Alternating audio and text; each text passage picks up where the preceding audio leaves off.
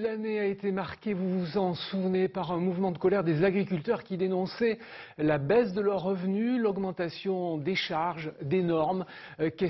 Toutes ces difficultés ont-elles eu raison de la motivation de la nouvelle génération?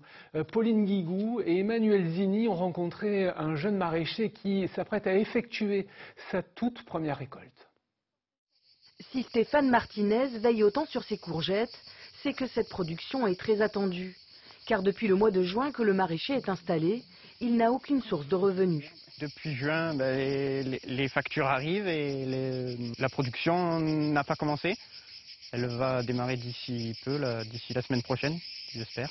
Et les premières entrées d'argent vont arriver et je vais pouvoir payer les premières factures. Il a pourtant obtenu une dotation pour jeunes agriculteurs, 30 000 € qu'il ne touchera que dans 3 ans. Face aux difficultés, Stéphane est devenu adhérent d'une coopérative. Elle lui permet de distribuer sa production, mais aussi d'être conseillé dans sa nouvelle activité. Et celles que tu as plantées, celles-ci, c'est de la semaine dernière, les autres? Oui, du 24. Dossier pour les certifications, aide européenne, emprunt bancaire, le travail administratif est une lourde tâche pour les jeunes agriculteurs. Les courgettes qu'on a vues tout à l'heure, les grandes. On accompagne les productions de la graine à l'assiette. Donc ça veut dire qu'il va y avoir tout un éventail de services qui va lui être proposé en fonction de ses besoins.